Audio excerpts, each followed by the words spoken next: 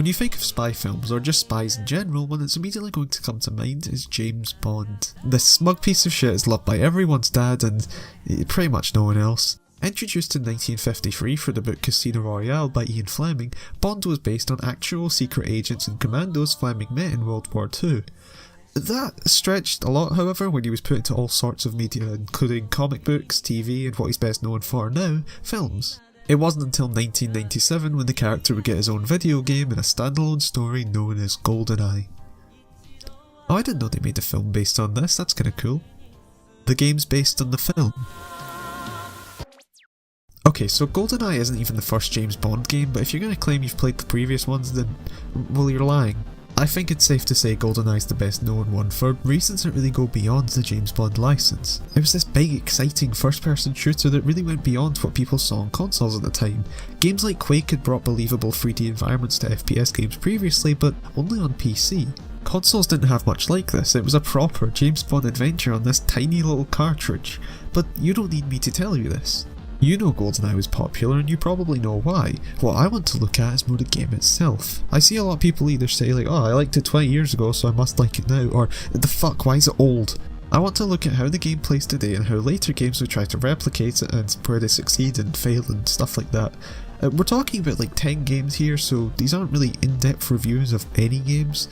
We won't be looking at story or graphics unless it's relevant, so with all that out the way, James Bond. GoldenEye was revolutionary. Shit, we've done this. I know GoldenEye was a revolutionary fancy boy, but if I'm going to review it now, the first thing I have to bring up is the fact it was a revolutionary fancy boy. As in, I'm being shot by people I can't see because of render distance. I feel like the very real Nintendo 64 is having a tantrum due to this frame rate, and you turn and walk with the stick, but strafe and look up and down with the C buttons. I've played enough weird shit for that last point to not really bother me, but then you slightly move the stick and James spins like 7 times. This version is technically playable, just like I'm technically not allowed outside, but ankle bracelets are really easy to remove, and do you really want to play the game like this? You can, just don't. There's a hack called 1964 which is easy to get set up, and once you do you're given full mouse support, a usually stable frame rate and a nearly perfect 1080p. There's these bars at the top and bottom. The skybox seems to glitch into the side of the screen, and when there's too much audio, for example when killing a bunch of enemies, the game will lag to keep up with the audio.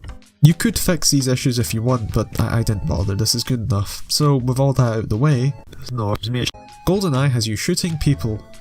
Alright, I should do it. Okay, it's actually very basic. You're given objectives you have to complete in a level, and through that level are people who want to shoot you, so you shoot them. There's no puzzles or platforming and very little exploration, you just shoot them in. That might sound repetitive or boring, but the shooting is satisfying enough that my tiny Dumbo brain likes it. When the levels allow it. That's the thing with GoldenEye's gameplay. It's a fun arcadey shooter that sometimes doesn't realise it's a fun arcadey shooter. Some levels you're dashing through cramped corridors as enemies pour out firing at you from every angle, but then some have you wandering across a huge field, occasionally shooting an enemy, and then continuing to walk slowly. The latter is boring, it's about exploring your environment, but it's a field, so there's nothing to explore. I understand quiet time, but this isn't quiet, it's just shit. Another example of it not really understanding itself is with Bunker, the Natalia mission. I really like this level. The design is all these intertwining corridors and you're often so overwhelmed with enemies or have very little ammo since you start the mission with no weapons. So what happens is a bunch of guys will burst through a door and fire at you while you go back and shoot them from behind by navigating the hallways, and it's so simple but it's like so satisfying and fun. But that's not what people know this level for. They know it for Natalia. One of your objectives is to escape with Natalia, who goes incredibly slow.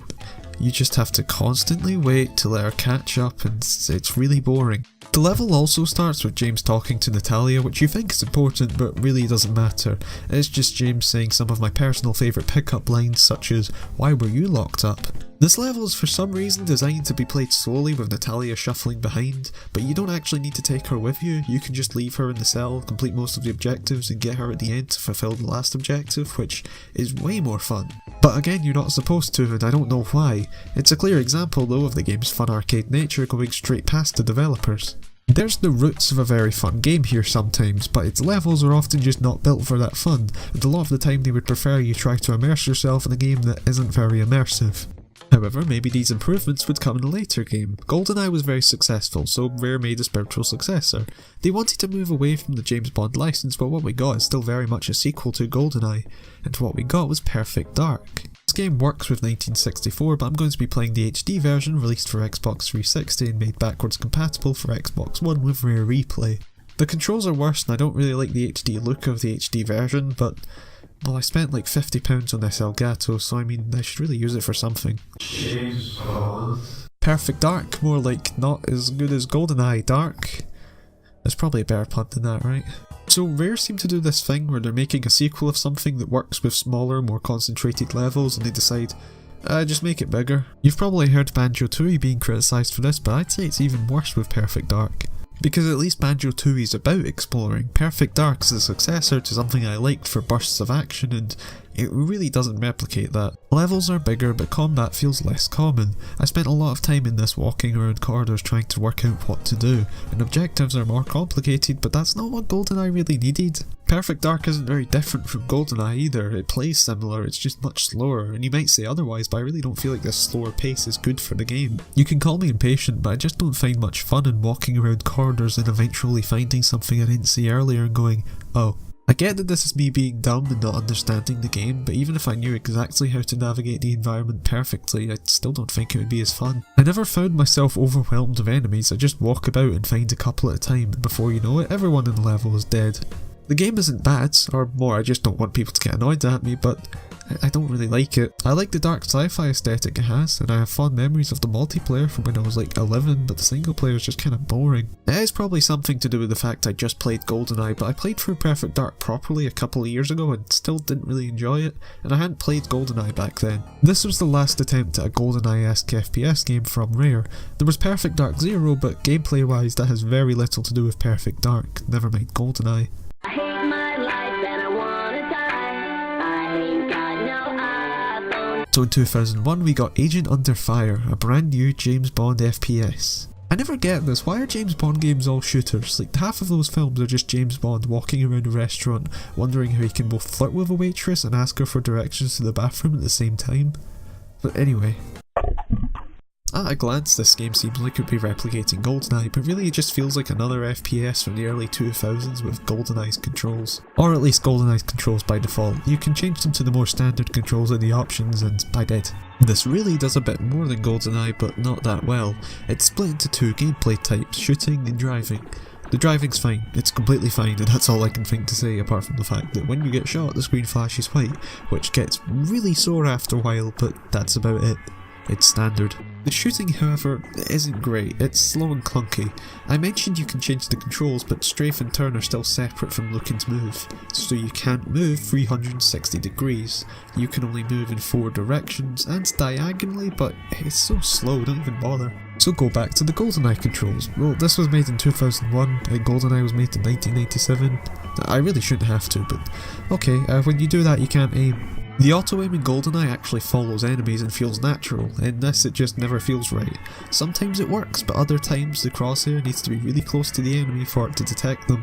Even on the normal controls, aiming still feels really awkward because you can't look diagonally. Add to this the fact that enemies just eat entire magazines of bullets. It's so slow and clunky feeling, and to compensate for this you don't have to fight many enemies, but that's not an improvement. The shooting is just struggling to shoot 3 guys, walking and finding 3 more. It's not fun. This game hasn't aged well, and when it's not uncomfortable to play, it's merely bland. So they made a sequel. I said it hasn't aged well, doesn't mean people didn't like it at the time, so Nightfire.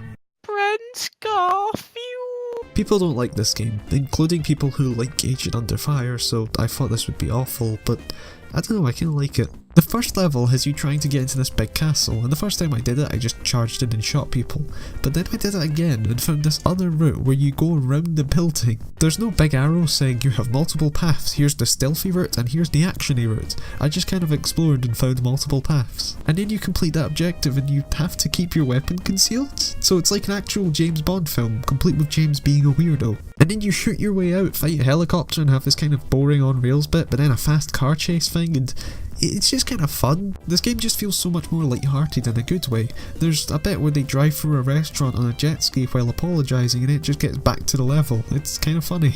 There was a bit where I was going through gadgets I had and found a shaver. I was like, what does this do? And then it blew up, and this game's just fun, leave me alone. I mean, the shooting's unremarkable, but they fixed the movement and there's no secret passages, so I mean, it's not bad. I'd probably think nothing of this game if I just found it and played it with no expectations, but considering it's a sequel that people don't like to a game that I don't like, it's not bad, and I genuinely don't get why people are so harsh to it. I didn't play the full thing, but I did play up to what's apparently the halfway point, so is it just the second half people hate, or what? What am I missing here? This seems fine, so it doesn't matter. You may be wondering what this has to do with GoldenEye, and I don't know, design wise it's completely different. I just wanted to bring it up because I talked about Agent Under Fire. After this they made a game that's apparently pretty fun, but it's third person, so I don't really have any excuse to play it. So James Bond. GoldenEye Rogue Agent is the shittiest thing I've ever played. It's about a man called GoldenEye who does not exist. GoldenEye in the film is a satellite, not a man, especially not a man who is an actual GoldenEye, which gives him powers? What is this? I'm assuming they were tasked with making a GoldenEye game and said, well, Dr. No is a man, Goldfinger is a man, GoldenEye must be a man, and no one said during the entire development that GoldenEye isn't a man, so they just kept going. But with that, I'm led to believe that no one working on the game had seen GoldenEye or even played the game they were making a cash grab of. Goldfinger and Dr. No are in the game as well. They're rivals because why not? Just throw them in the game. Just throw stuff that's associated with James Bond and kill James Bond as well and have you play as a villain because, oh, we're so edgy. Not edgy enough to go above a Peggy 12 though. This game is just rubbish made for money when you get down to it. It's just one of those shitty Halo knockoffs you had tons of in the 2000s, like Haze, Turok and Black Ops 4. There are a few notable things we can mention, like the fact that the crosshairs at the top of the screen because, I don't know, people didn't like it with Halo and its crosshair slightly below the centre, so let's make it way worse. The GoldenEye has powers as I mentioned, like the scanner that marks enemies in a difficult to see grey. Not a red or something that stands out, just a grey, okay. There's a hacking ability that lets you stop enemies from shooting you, except they continue to shoot you, so I mean, alright. Apart from that, you can dual wield weapons and use human shields, and that's it. It's much more linear than Nightfire, but much slower than GoldenEye. It did make me laugh at the bizarre story concept, but once you get past that, it's incredibly bland, and you've definitely played something like it. Likely something better. So a decent amount of time passes before there was another GoldenEye cash grab thing, but this time it's a full-on remake known as GoldenEye 007 on Wii and GoldenEye Reloaded on Xbox 360 and PS3. And of all the games we've talked about, this is the only one I haven't played. Except I have because it's just Call of Duty. Yeah, there isn't much to say with this. It's Call of Duty with a GoldenEye skin. Occasionally you'll see things you'll recognise from the original game, but for this Call of Duty version where you can't play the fucking game. It's fine I guess, but that's it. Despite being a direct remake, this is nothing like the original GoldenEye, which, I mean, this is exactly what I expected. I didn't think they'd actually make an arcadey shooter, but yeah. And this was it. Afterwards there was this generic third-person shooter called Bloodstone that no one remembers, and 007 Legends. Another Call of Duty clone, but a worse one. Since then there hasn't been anything. As far as I can tell, no one even owns the license, so that arcadey GoldenEye-esque James Bond game doesn't exist in these games, and probably never will. However, you thought I'd never mention, didn't you fucking twat? Sorry, that kinda killed the mood, didn't I? I didn't mean that, I'm really sorry. After Perfect Dark was made, a few members of Rare went off to form Free Radical, who then made the Timesplitters series. The first of which came out before even Agent Under Fire, so I really didn't need to do any of this, did I? These games are exactly what I was wanting. They're these fast, arcadey FPS games that play really similar to GoldenEye, but better. The first game plays the closest to GoldenEye with these short and simple missions, whilst the third game, Future Perfect, feels much more like your typical FPS, like Halo or something, with these much grander but longer levels. Timesplitters 2 is kind of in the middle, and I think it's my least favourite of the three. Its levels aren't as quick and arcadey as the first game, but they also aren't as varied as Future Perfect's. It ends up just feeling like an awkward, slower version of those games. But those games are very fun. As I said, the shooting is very similar to GoldenEye's. It's simple, but it works really well with enemies that go down fast enough that it doesn't slow the pace, but slow enough that it feels satisfying. Levels in the first game aren't concerned with slow escort missions or walks across the countryside. Rather, there are enemies around every corner, and levels are linear with multiple routes to increase replay value. Future Perfect doesn't just have you shooting the men in linear stages, it'll have small puzzles or sections where you have to protect someone, but these don't get in the way. They're short changes to inject variety into the stages, and otherwise it's the quick arcadey shooting from the first game. There isn't just the story modes either, there's challenges and multiplayer modes that keep you playing way after you finish the story. The plot centres around this weird time travel stuff, but this gives the excuse to have stages in tons of different places, which gives the games this great visual variety. One minute you're in Egypt, next it's a cyberpunk city. It keeps things feeling fresh despite the basic gameplay formula. They also updated the graphics to have this much more cartoony style with really expressive animation, and with that style is much more light-hearted and at times funny writing that I feel fits this gameplay much better than James Bond. These games are completely centred around the arcade game style. It's incredibly easy to pick them up and just enjoy them, but there's tons to do and challenge yourself with, which is exactly what I wanted from GoldenEye. And no, I didn't forget about GoldenEye Source. We really learnt things today, didn't we?